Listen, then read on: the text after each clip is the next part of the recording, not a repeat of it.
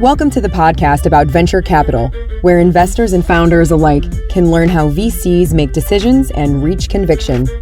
Your host is Nick Moran, and this is The Full Ratchet. Willie Schlax joins us today from Columbia, Missouri. He's a serial entrepreneur, and he's co-founder, co-CEO, and chief product officer at EquipmentShare. EquipmentShare is a PropTech unicorn that provides the construction industry with equipment and digital solutions to improve efficiency, save money and time, as well as enhance the visibility of their assets, people, and materials.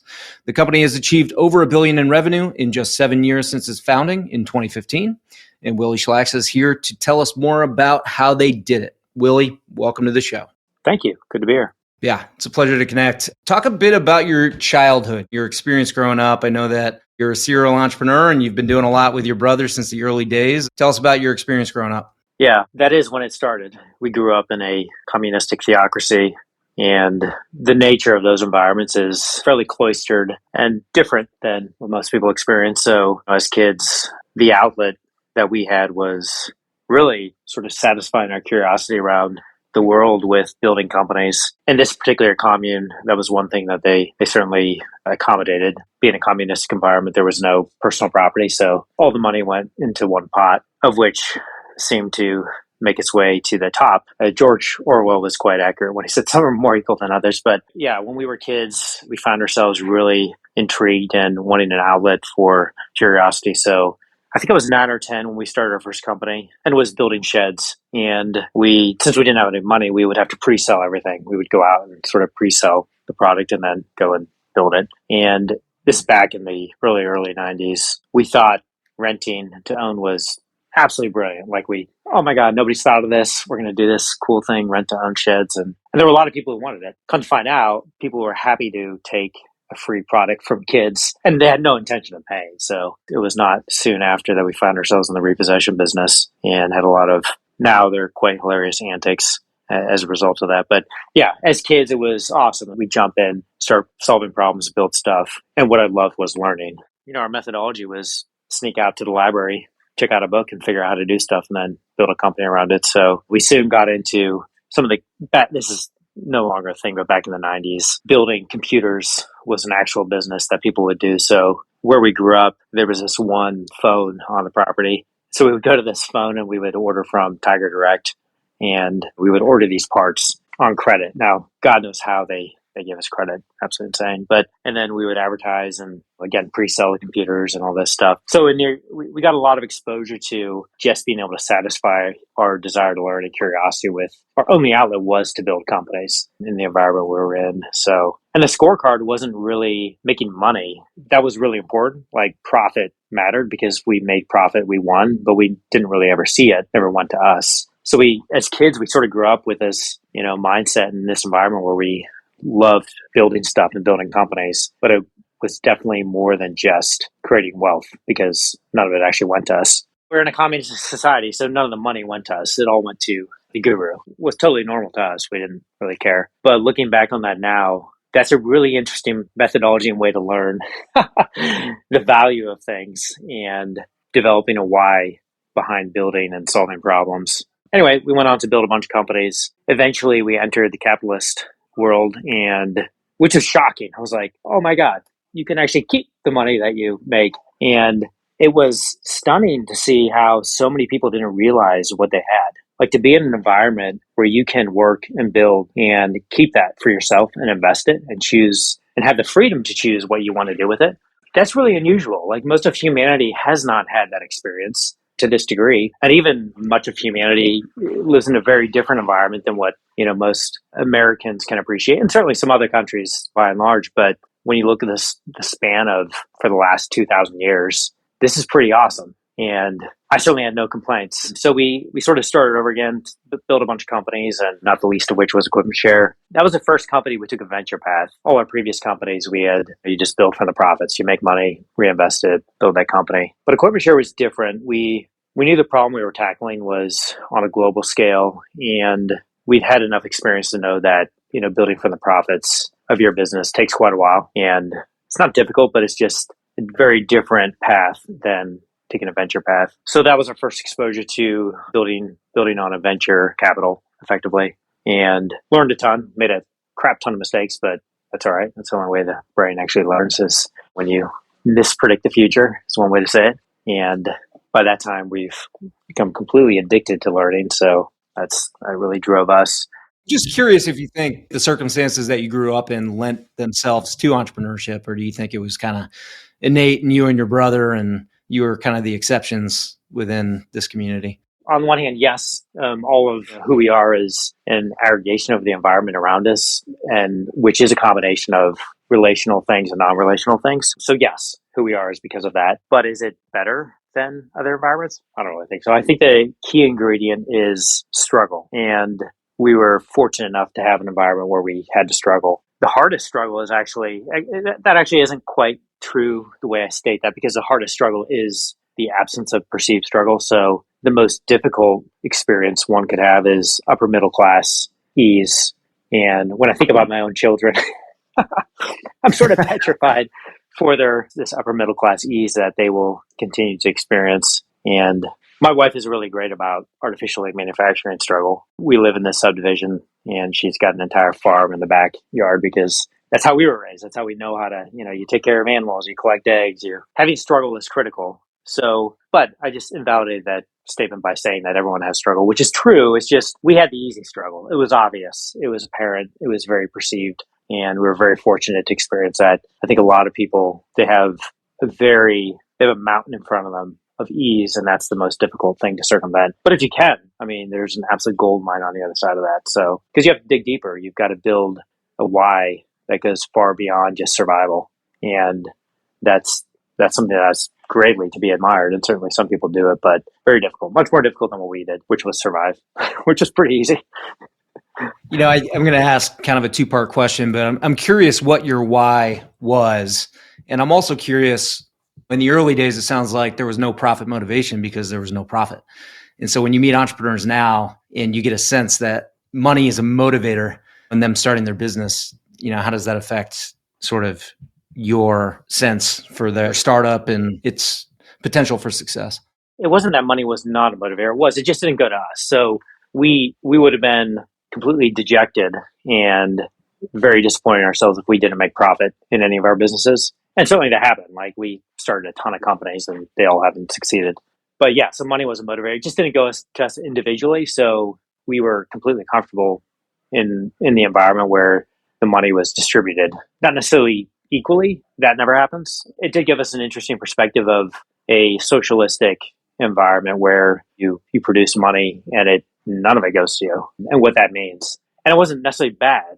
It's just a different perspective, a different environment versus a capitalistic environment where you certainly have the ability to have the majority of that money go to you and you choose what to do with it. And I prefer the capitalist environment. I think when I look at the impact of different zeitgeists that you see sort of evolve in countries, but when I look at the impact of different philosophies that lead to the way humans are organized around governments and structures, whether they're republics or democracies or communistic, socialistic, those are evolving and they're getting better. If you look at a fairly large timeline over a linear perspective, but the ones that have the most impact, I think, are fairly modern. And when you look at countries that create wealth through control, what they do with that wealth is very different than the countries that create wealth through altruistic capitalism. And what I mean by that is, if you look at individuals who struggle to build wealth, when they get to the end of that wealth building, they then choose things to do with it. And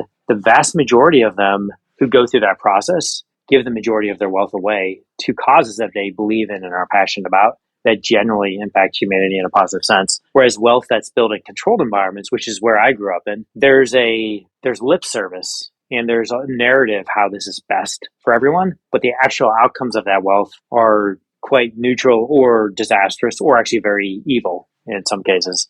Russia would be just an obvious example that we see on the world stage at the moment. The vast majority of that wealth creation is through control, and the choices that the people who control that, the choices that they make and what they do with that wealth is fairly negative compared to the wealth that is built in other countries where there is capitalistic, altruistic capitalism, where the wealth is controlled by the individual who created it. It's like the Patagonia founder who just gave his company away. I freaking love that stuff. Or Bezos, Buffett. I mean, you can blindfold yourself and stab at the top 100 wealthiest people, and you're going to end up who are in that altruistic environment or free capitalistic altruistic environment. By and large, you're going to end up with somebody, maybe you don't agree with them, maybe you don't agree with where they put their money, but they're putting their money in places that their purpose is to benefit humanity. So it was not that somehow we were Mother Teresa and money meant nothing. Money was enormously, like the pain of not making profit drove us to make profit, because profit is the litmus of whether you succeed or fail if you're in a for-profit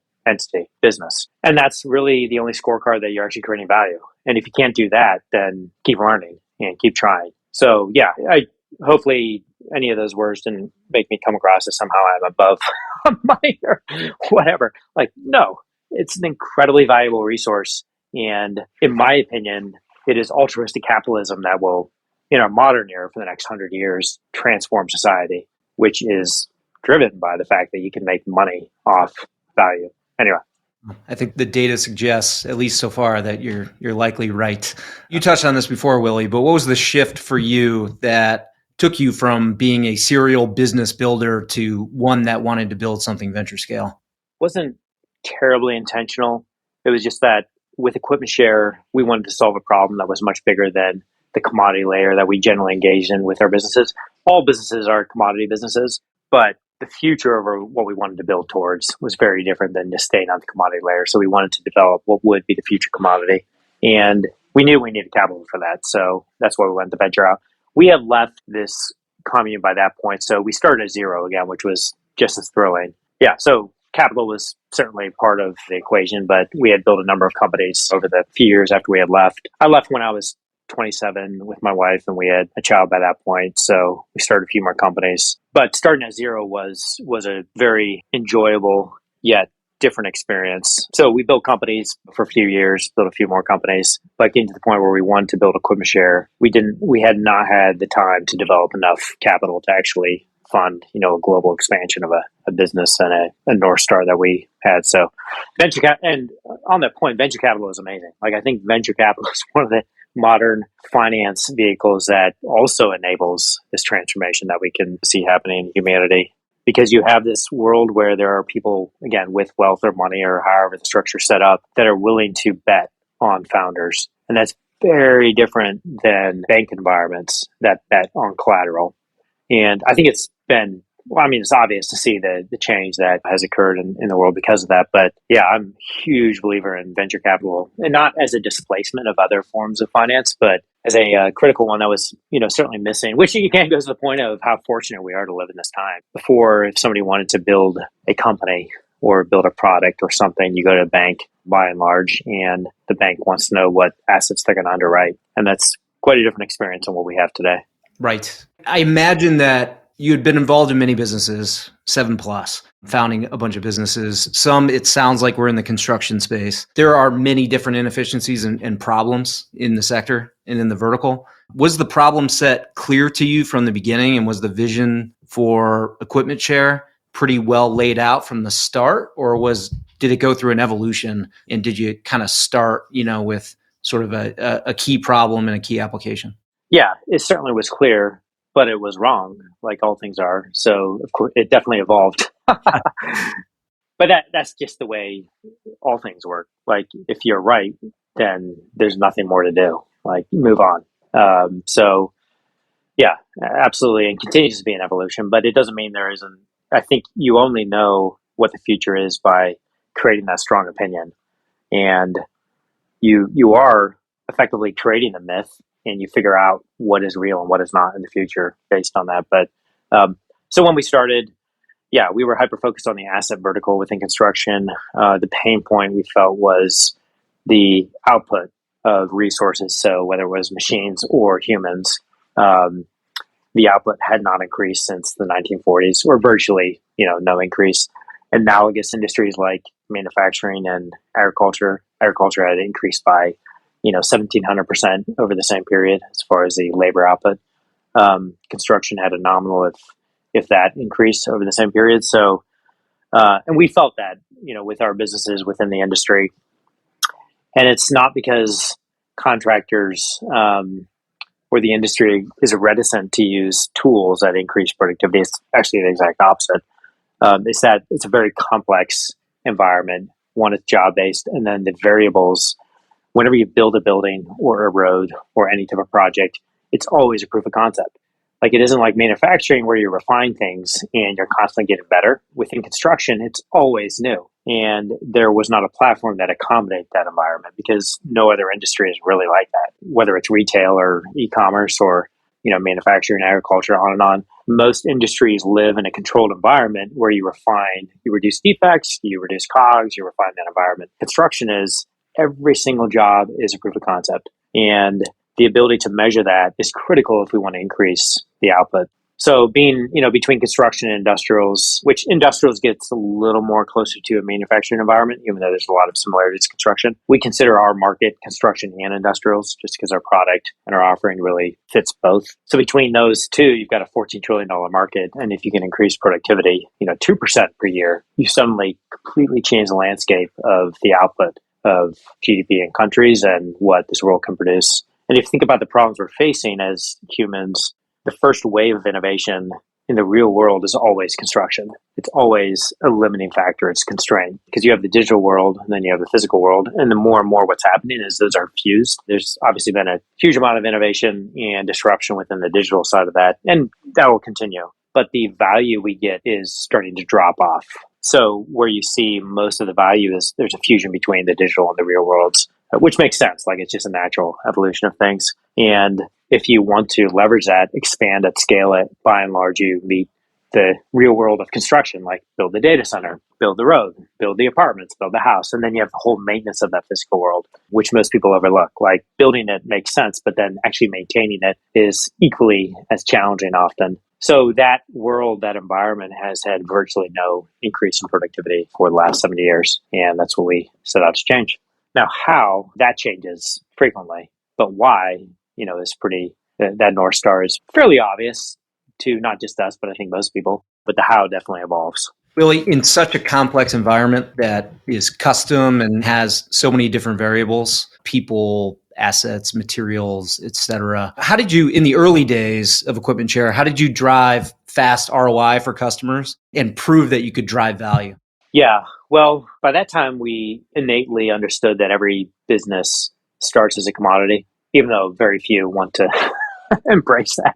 Like, I don't care if you're an AI startup or selling t-shirts, you're a commodity, and all commodities are sold in a relationship. Now, a relationship can be formed either through, humans or a relationship with a product, whatever, but that fundamental truth, I mean, I say that, I'm sure there's people that disagree, but in my mind, I haven't seen evidence. Is that to say that there's just no differentiation early, that everything's a commodity, or? It means that if you're building a business that does offer value, very unlikely that that person is not getting that value somehow somewhere else, particularly in a B2B environment. Actually, I'll stick to B2B because there's arguments to be made in certain. It probably is true of everything, but we'll stick to B2B for now.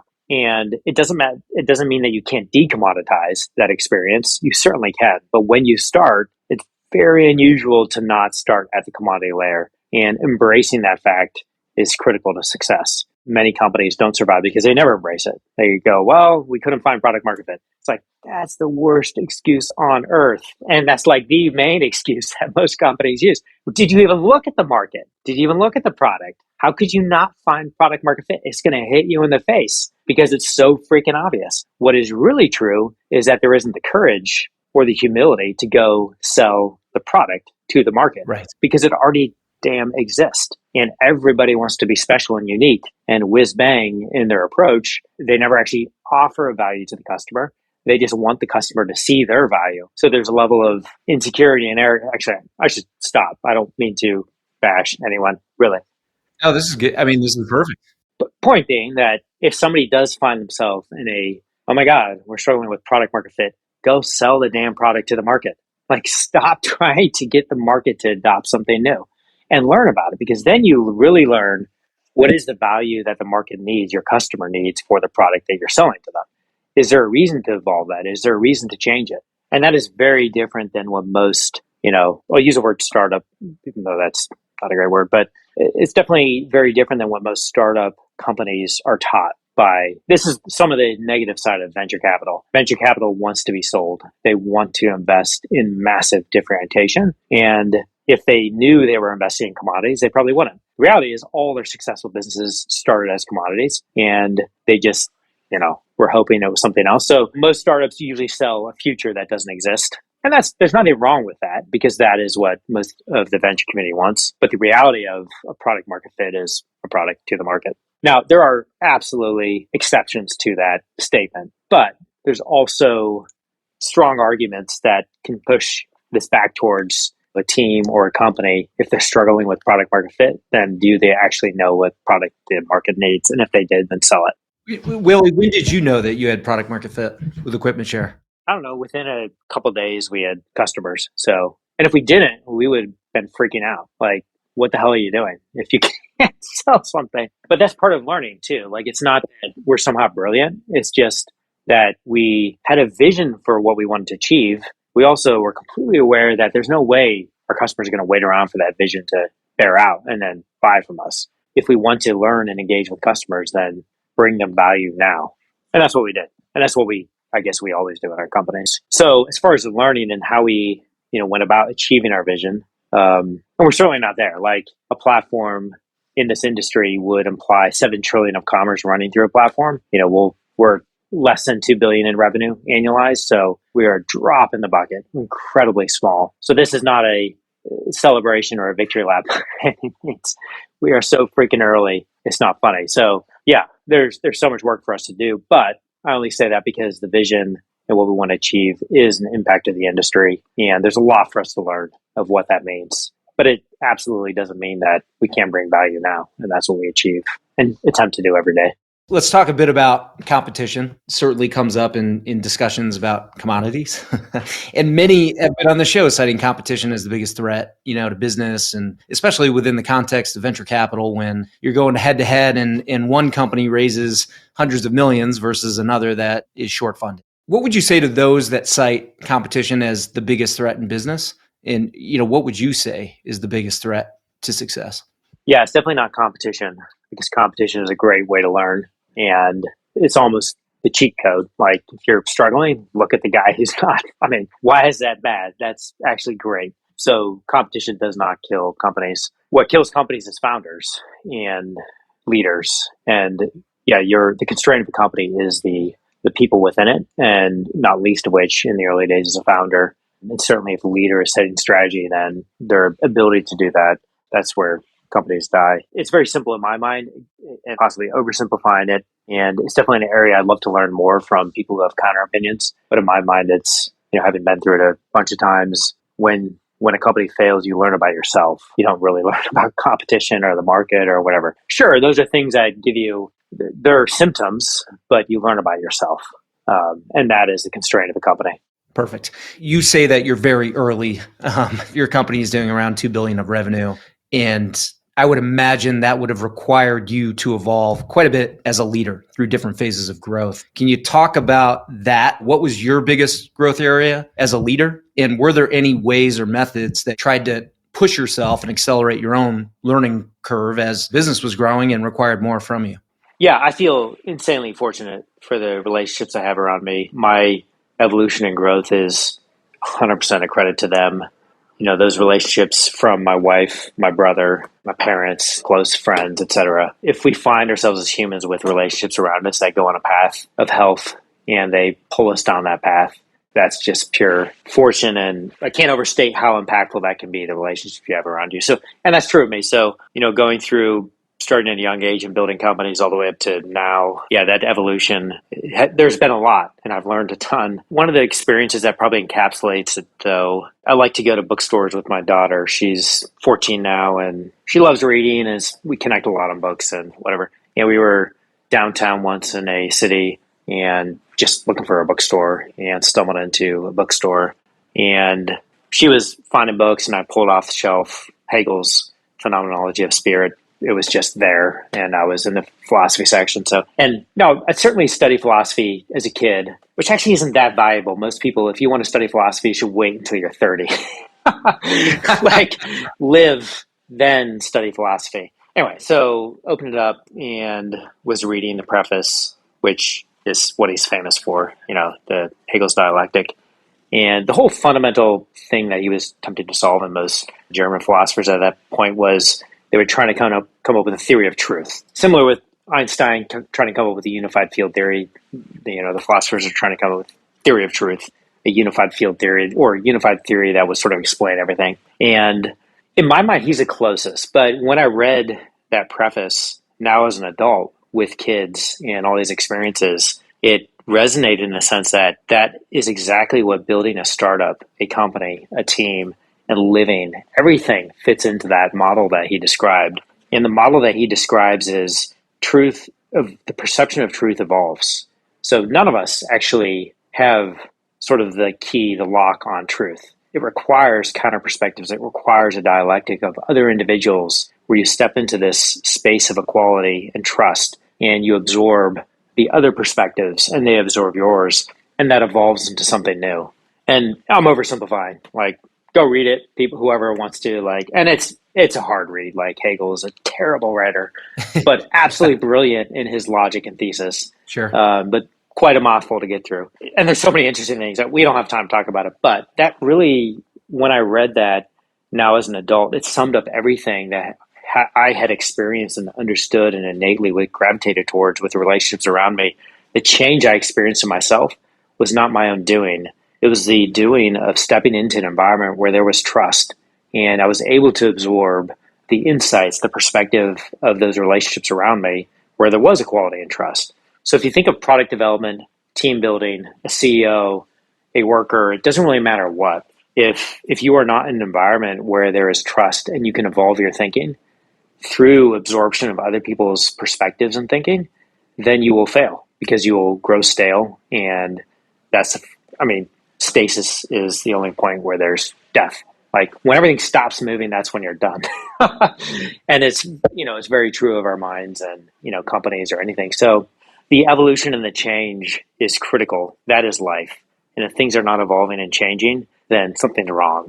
Yeah, I love it. We have done a little research, and it seems like this philosophy kind of infuses culture to some degree, and then also startup ethos. If you have a good trusted frame, and then you keep a really open mind, you can listen to your customers and you can evolve with them and help them achieve their goals instead of, kind of to the earlier points on the show, come in with a preconceived notion of what you think they want. Talk a bit about talent. Your organization has grown quite large. You've had to add talent at a rapid pace throughout the organization. What's the approach with hiring, and what have you learned most about how to hire folks that are the right fit for your business? Yeah. What I've learned the most is that we all do have strengths, and those strengths mean we're only good in certain areas. And a company as an organization or an organic thing of many people, it is organic is probably the best word that describes it, because you have to get that right, and every single company is unique. And it's not just about finding good people, it's about understanding where they fit and understanding their strengths and being able to really design for that. So I think we're going to keep evolving our thinking on this, and maybe it's not 180-degree changes that we encounter, but we're still very early in our own thinking, and we feel somewhat immature around this. But what we have learned is that through even personality strengths, we can put somebody in a role, and if they have the wrong strength profile, we know they will fail 100%. And we've had enough testing experience to realize that, versus the role that they actually fit within that personality strength. The things that you can't really test for are character driven, so integrity, humility, etc. Those don't come out in tests. That comes out in action, and that's where you have to build an organization of people that align with your values. The primary one for us is humility, and humility is maybe not the right word, but that's the word we use. What we really mean by that is the ability to absorb data and suppress your own opinion, not to the point of a sympathetic environment where you have no opinion, but a point where you can absorb, you can interact and evolve. So that's critical. But if that's there, then there's a lot of things that we've learned that you can, through fairly simple testing, you can identify people exactly where they fit. I say exactly. There's always outliers. There's always, it's organic. but by and large, you can help inform an individual where they will thrive and put them in those roles and see them thrive. And it's humbling too, because you realize that even yourself, there are areas where you would not thrive. You cannot do everything. And you have certain strengths and you need other people who have other strengths. And that requires, again, the reason our primary value is humility, really requires a team that shares that value and then understands where they fit. And doesn't also mean that you can't change or augment your strengths, but there's definitely power in knowing where your strengths are. So we use that to influence hiring, since we hire so many people, and we didn't know that 10 years ago. Is there a set of tools or standardized methodologies that you use to at least surface these strengths and capabilities? There probably are. We build a lot of stuff in-house, and that's not necessarily the smartest thing to do. It's just, we did it. What founders do. Yeah, that is not by and large, that's actually a bad choice. So we made the bad choice of going in-house with most of that. But it's most of the testing is just psychometric testing that's based on time tested, whether it's Myers-Briggs or DISC profiling or other ones. You just choose one that works for you. What's more important is the collection of data around it and really understanding how to use that to empower humans. And that's where it's tricky. A lot of people can use it as a negative thing. But the point is, if a test is built around understanding negative traits, those are ones that I've seen fail, and that's a very slippery slope. So we only focus on the positive attributes of an individual and understand where those positive strengths will fit within roles. And then we withhold judgment on the negative side. That's simply your actions. Like who you are, you get to write that story in the future. It's not for us to dictate. So we've talked a bit about talent and employee mentality. I want to talk a bit about the customers too. Maybe you have dispelled this myth earlier based on one of your comments, but this industry that you operate in, construction, has a reputation for inertia and long sales cycles and high switching costs. And, how have you been able to accelerate growth throughout these different stages of EquipmentShare in an industry that has this reputation for kind of moving slowly and making decisions slowly? The thesis behind it still goes back to the commodity layer. Like, I think a company needs to understand where it competes in the commodity layer and then understand how to sell commodities. So if you're in a product-based business, all commodities are relationship-based. So can a customer develop a relationship with your product? And if so, wonderful. You're going to have product-driven growth. If they can't, it doesn't mean you can't sell it. It just means you need a human or some other methodology to create that relationship. And early products absolutely need humans, unless you have, $50 million to sit around and build something until you get product market fit, which also is a very viable option. Like, a lot of companies have taken that path, and there's actually no downside to it. It's a luxury of the venture capital path. Like, you can get enough capital to just survive by spending someone else's money to learn. I would get paranoid taking that path, but many people do, and there's successful outcomes to show that, yeah, that's totally valid, because eventually you'll figure it out type thing, or at least 1 out of 10 do. The other 9 sort of fail with current stats, which isn't great. So growth is critical. There's no other option but to grow. That's how we perceive our company. So if we're not growing, we're in it, we're involved, we're unpacking that reason, that complexity, and we're boots on the ground if we have to. Like, there's just no other option. It's hard without the specificity of the situation or why, but the fundamental thing is, if you're not growing, then something is wrong, and figure it out type thing. Willie, it seems like there are elements to your business that were being done in various ways. For instance, the equipment part of your business, right? Renting equipment and such had been done for decades in various ways. But there were elements of your business that had not. And I would imagine that's a lot of the visibility in the data and the platform layer that, allows somebody to have real insights in real time on sites, on job sites.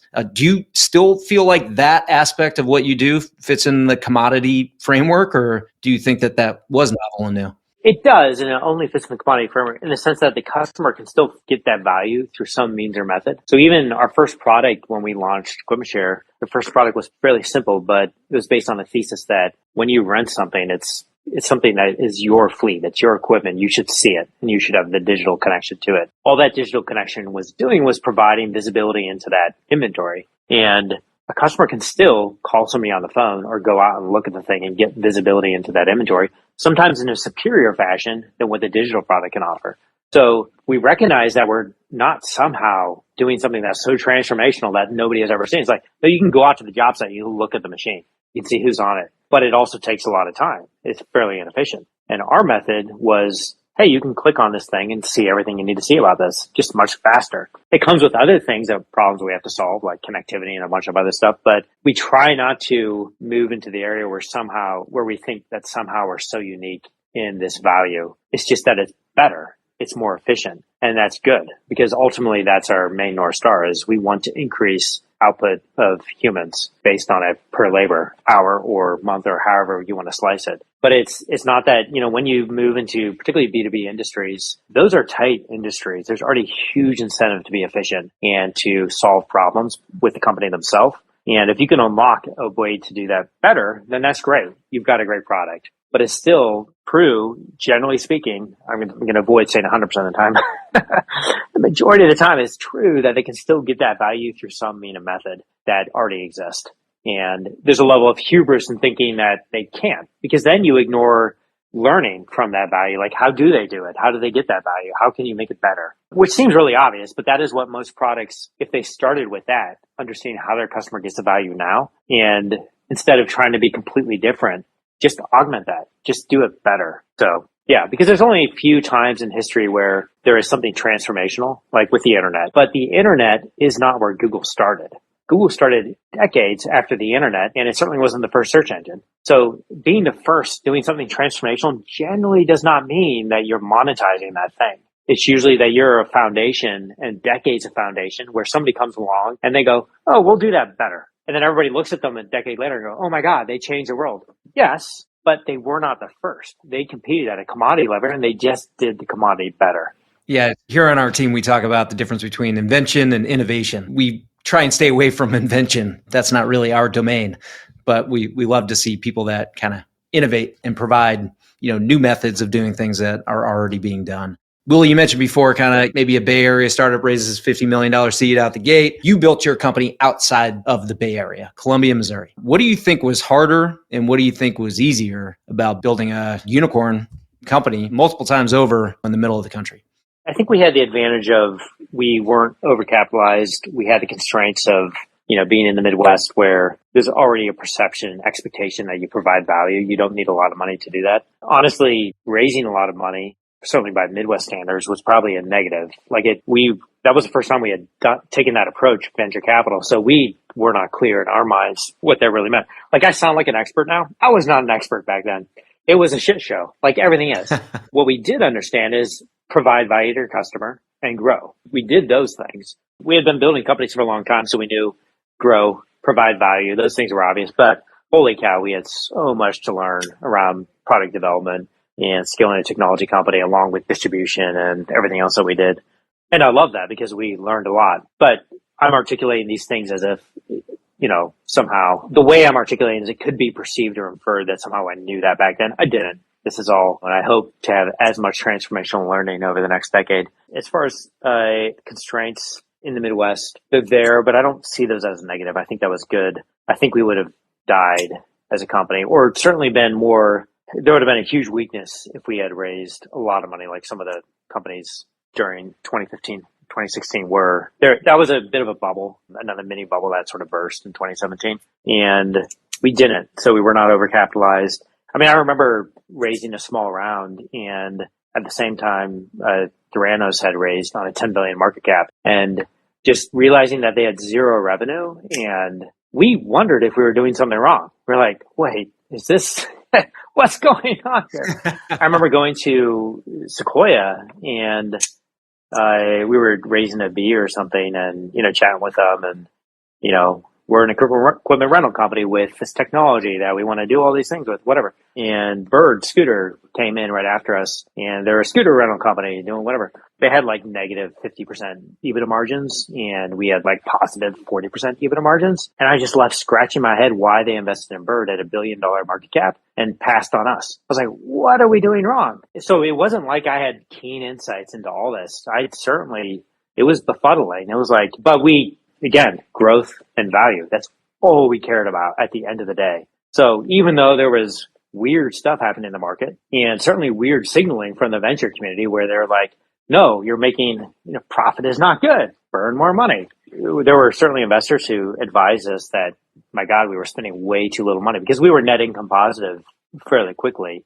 And that's all we knew. Like, if you can't make $1 of profit, then what the hell are you doing? But that did not resonate with a lot of people. And they felt hey, you got to spend more. You've got to really invest. And it did actually create a weakness in us too, because there were times where we leaned into that. We took that advice, but it was just too much, to really make that part of our DNA. So we always snap back towards value and growth, and profit is a key metric of that for us. So hindsight's easy. It's 2020. I can look back and sort of aggregate this into learnings. But when you're in the midst of it, it's the dialectic. It's messy. You can't see that horizon. It's just day to day. So your values and the pursuit of learning really matter, but values do too. So not a lot of constraints that were negative in my mind from being in Columbia, Missouri. I think the constraints that I heard from investors didn't really matter. We had one investor tell us that, we could never succeed hiring people because there was no water around. I think he looked on a map and he realized where Columbia, Missouri was. He was like, shit, you're going to fail, which those things really light a fire under us. So if we even thought we might fail, we weren't going to fail at that point. Willie, if we could feature anyone here on the show, who do you think we should interview and what topic would you like to hear them speak about? Yeah, sure. I can't remember his name, but the guy who wrote Range is really interesting. He was a journalist and embarked on an adventure to sort of uncover how humans, obtain such impactful skills. So Range is great. I mean, Ray Dalio would be freaking amazing. Willie, do you have any tools or hacks that are a secret weapon? Well, as far as leadership, listen. If you cannot absorb and understand the opposite opinion, then you will fail. It's very similar, like Orson Scott Card with his Ender's Game. Yeah, Ender's Game. I love how the culmination of the power of the child, the genius, the savant, he's conquering this alien civilization to save humanity. And the entire culmination of that is that it was only through knowing that he was able to be so tactical and achieve victory. And when he's seeing the queen of the aliens, who's represented as this horrific spider-like alien figure, which most humans would recoil from, he encounters her, and it's in this digital VR environment where he's planets away or whatever, and he knows her so well, because that's how he's been able to defeat and defend Earth, that he knows her so well that he knows her motivations, he knows everything about her, and he cannot strike the final blow because he finds out he loves her. And knowledge is love, and knowing is love. And not that every interaction leads to that, but every interaction touches that. Like when you have the capacity to understand and absorb information and opinions that are counter to your own. Yeah, as a leader, it's critical to evolve, and evolution comes through absorbing and understanding others. And if you can't do that, particularly when there's emotion involved, your brain is blind, and you need to learn to control your emotions. Emotions are powerful. It is what makes you a human, but it's also potentially what inhibits your ability to know and learn. And balance is the key, not, swaying one direction or the other. Love it. And then finally here, Willie, what's the best way for listeners to connect with you and follow along with Equipment Share? As far as connect with me, I guess I'm on Instagram. I no longer look at LinkedIn because I just have too many messages to keep track of. But happy to always come up for a chat. Willie, thanks so much for your time today and sharing your thoughts and wisdom with all the entrepreneurs out there. Nick, thank you. Appreciate it. Appreciate it. That will wrap up today's episode. Thanks for joining us here on the show. And if you'd like to get involved further, you can join our investment group for free on AngelList. Head over to angel.co and search for New Stack Ventures. There you can back the syndicate to see our deal flow, see how we choose startups to invest in, and read our thesis on investment in each startup we choose. As always, show notes and links for the interview are at fullratchet.net. And until next time, remember to over-prepare, choose carefully, and invest confidently. Thanks for joining us.